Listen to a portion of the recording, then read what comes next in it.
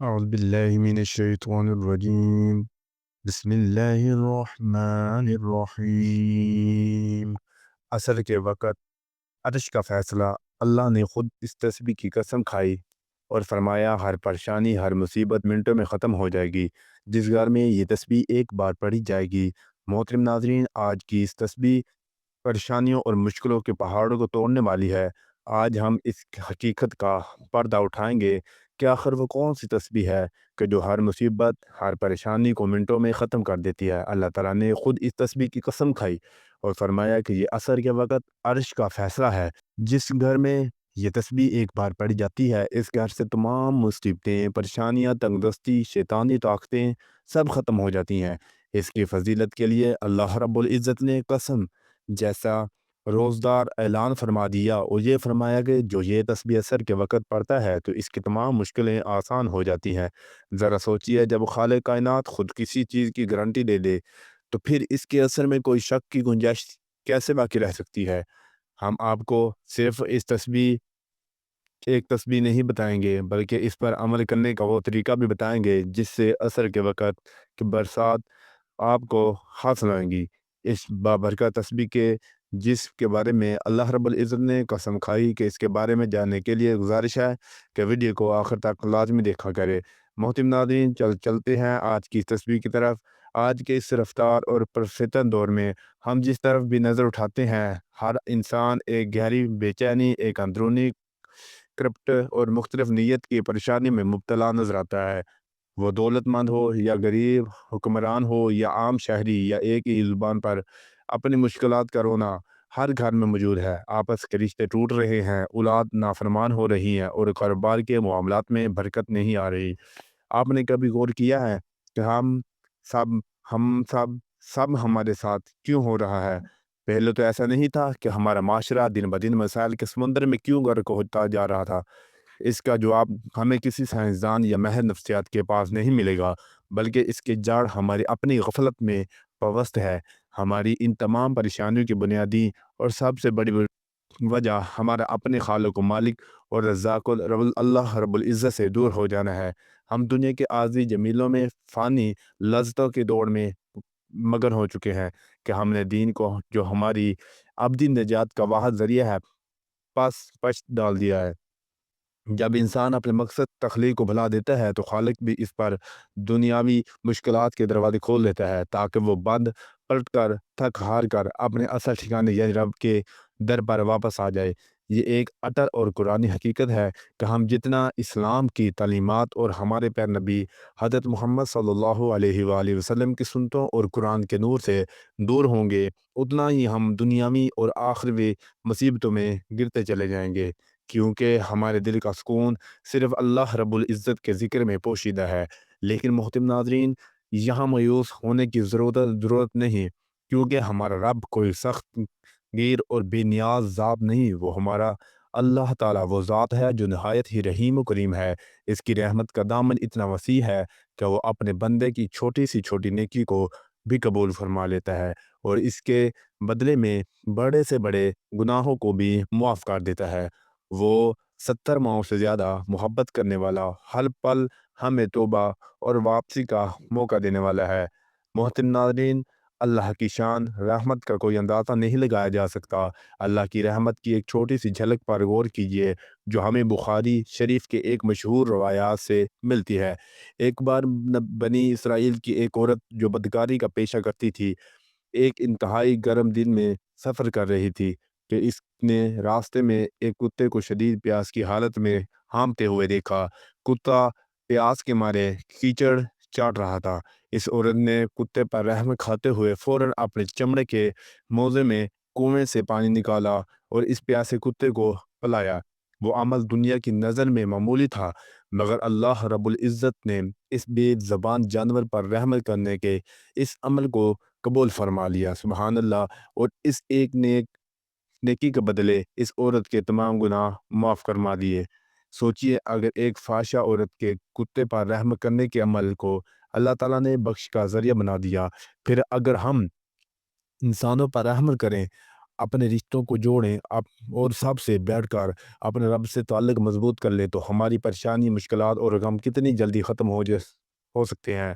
اسی طرح ایک اور مشہور حدیث قدسی جس میں اللہ تعالیٰ فرماتے ہیں، اے ابن آدم، اگر تو میرے پاس زمین بھر کر گناہ کر لے آئے اور میرے ساتھ کسی کو شریک نہ کیا ہو تو میں اتنی ہی مغفرت لے کر تیرے پاس آؤں گا۔ یہ ہے ہمارے رب کی بڑائی اور غفاریت کی شان۔ وہ تو صرف ہمارے ایک قدم بڑھانے کا انتظار کر رہا ہے، اور اگر ہم نے سچے دل سے رجوع کر لیا تو وہ تمام گناہوں کو دھو ڈالنے کے لیے تیار ہے۔ اب جب ہم نے اپنے رب کی شان کریمی کو سمجھ لیا ہے تو ہمیں یہ بھی جاننا ضروری ہے کہ اس سے تعلق کیسے جوڑا جائے، کیونکہ تعلق جوڑتے ہی ہر مشکل، ہر پریشانی ختم ہو جاتی ہے۔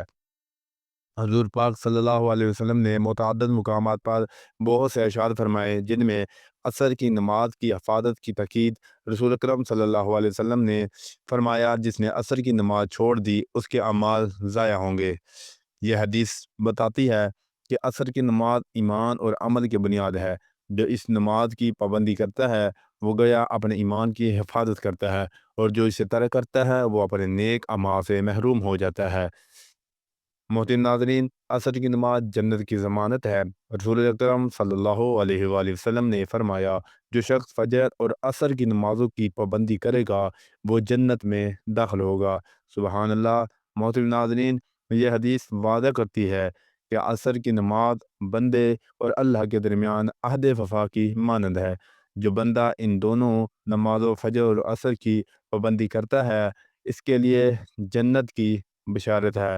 سبحان اللہ۔ عصر کے وقت دعا کی قبولیت۔ رسول اکرم صلی اللہ علیہ وآلہ وسلم نے فرمایا، جمعہ کے دن ایک ایسی گھڑی ہے جس میں اگر کوئی مسلمان بندہ نماز پڑھ رہا ہو اور اس اللہ سے کچھ مانگے تو اللہ تعالیٰ اسے ضرور عطا کرتا ہے۔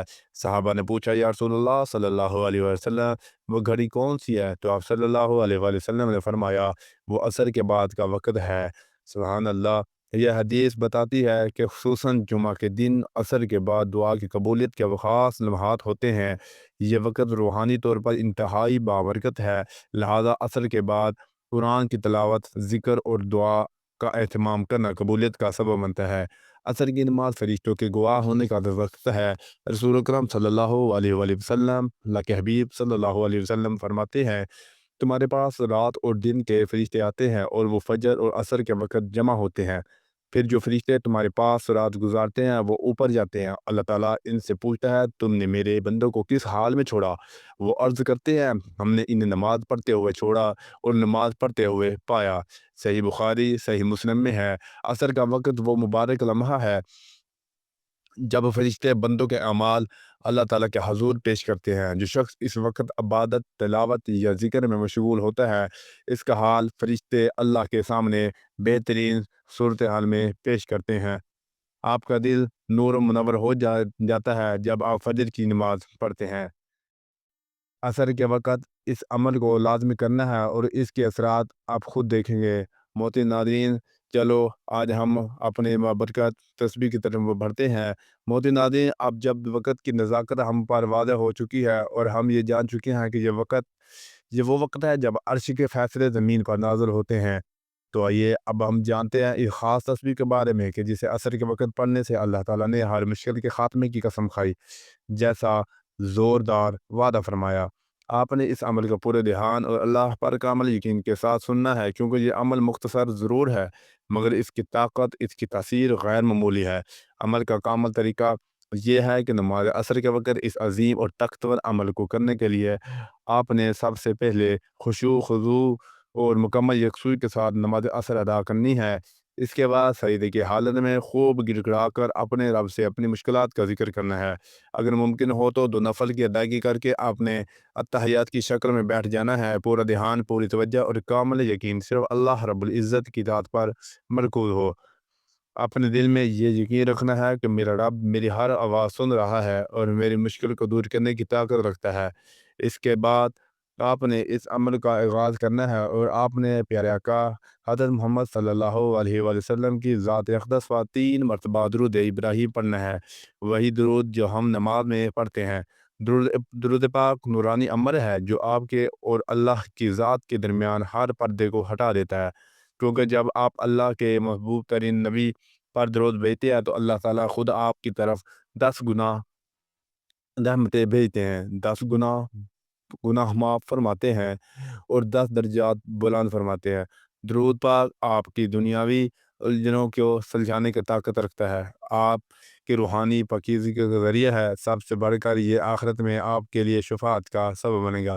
یہ درود پڑھتے ہی آپ کا پورا عمل اللہ کی بارگاہ میں قبولیت کا لباس پہنے گا۔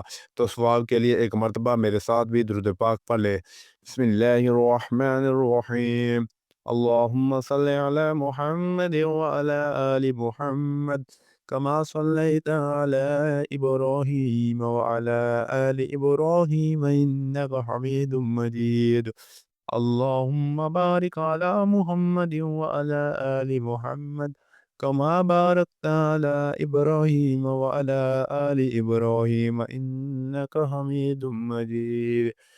جیسے ہی آپ درود پاک پڑھ لیں، اس کے فوراً بعد آپ نے اللہ رب العزت کے 99 بابرکت ناموں میں سے ایک بہت ہی عظیم نام یا رحمان کی مکمل ایک تسبیح پڑھ لینی ہے۔ یا رحمان کے ذکر کے فضیلت کا کیا کہنا ہے؟ یہ نام اللہ تعالیٰ کی وسیع رحمت کو ظاہر کرتا ہے۔ جب آپ اسلام کو عصر کے وقت پورے یقین کے ساتھ پکارتے ہیں تو آپ اللہ کی اس صفت کو متوجہ کرتے ہیں جس سے ساری کائنات سیراب ہو رہی ہے۔ یہ ذکر آپ کے دل کو سکون عطا کرتا ہے، آپ کے گناہوں کے بوجھ کو ہلکا کرتا ہے اور آپ کو اللہ تعالیٰ کی دائمی رحمت میں لے آتا ہے۔ جب آپ کی زبان پر یا رحمان کا ود ہوتا ہے تو گویا آپ اپنے رب سے یہ عرض کر رہے ہوتے ہیں، اے میرے رب، اے میرے مالک، میں گناہ گار ضرور ہوں مگر آپ کی رحمت تمام تر کائنات کو گھیرے ہوئے ہے، مجھے بھی اپنی رحمت کے دامن میں چھپا لے۔ یہ اسم مبارک آپ کی روحانی پرواز کو تقویت دیتا ہے اور آپ کی دعا کو عرش تک لے جانے کا ہموار راستہ ہے۔ یا رحمان کی تسبیح مکمل کرنے کے فوراً بعد آپ نے قرآن کی سب سے چھوٹی اور بابرکت سورت کوثر کی 7 مرتبہ تلاوت کرنی ہے۔ پہلے بسم اللہ الرحمن الرحیم پڑھنا ہے، اس کے بعد انا اعطیناک الکوثر فصلی لربک وانحر ان شانئک هو الابتر۔ محترم عزیزو، یہ سورہ مختصر ضرور ہے مگر طاقت اور تاثیر ایسی ہے کہ یہ ہر بدخواہ، ہر دشمن، ہر رکاوٹ کو ختم کر دیتی ہے۔ کوثر کا معنی ہے کثرت کے بھلائی، اور جب آپ اسے پڑھتے ہیں اللہ تعالیٰ آپ کو دنیا میں بھی اس ہر قسم کی بھلائی عطا فرماتے ہیں اور آخرت میں بھی کوثر کے حوضے کا وعدہ ہے۔ یہ صورت آپ کی روحانی حفاظت کا قلعہ ہے، یہ آپ کے دل سے ہر قسم کا ڈر اور خوف نکال دیتی ہے، چونکہ اس میں نماز اور قربانی کا ذکر ہے۔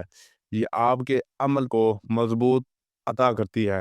جب آپ نے سورہ مبارکہ پڑھ لینی ہے تو اس کے بعد دعا یونس پڑھنی ہے، جس کے پڑھتے ہی حضرت یونس علیہ السلام کی سخت ترین مشکل کا خاتمہ ہو گیا۔ آپ نے لا الہ الا انت سبحانک انی کنت من الظالمین کے مکمل ایک تسبیح پڑھ لینی ہے۔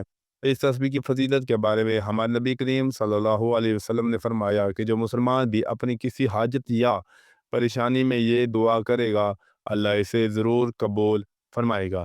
یہ آیت بیک وقت اللہ کی توحید کا اقرار کرتی ہے، اللہ کی پاکیزگی کا اعلان کرتی ہے اور ہم اپنی کمزوری اور گناہوں کا اعتراف کرتے ہیں۔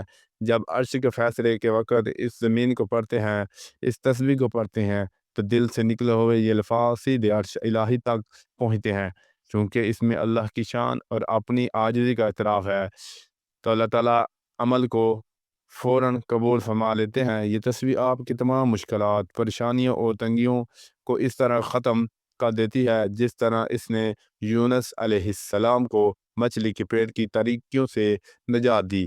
یہ وہ تسبیح ہے جو عرش پر فیصلہ کرواتی ہے اور آپ کی تقدیر کا رخ موڑ دیتی ہے، کیونکہ اللہ کا یقین اور اٹل وعدہ ہے جو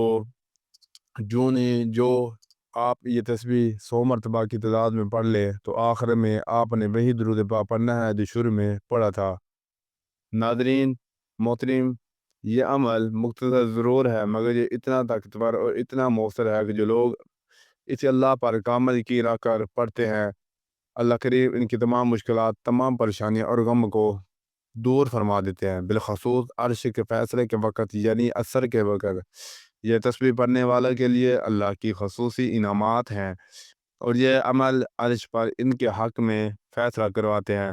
پیارے دوستو، مجھے امید ہے میرا سنانا اور آپ کا سننا اللہ تعالیٰ اپنی بارگاہ کے اندر قبول ضرور فرمائے۔ آمین بجاہ نبی امین صلی اللہ علیہ وآلہ وسلم۔ دوستو، اللہ تعالیٰ کے 99 ناموں میں سے ایک نام کمنٹ میں ضرور شیئر کیا کرے۔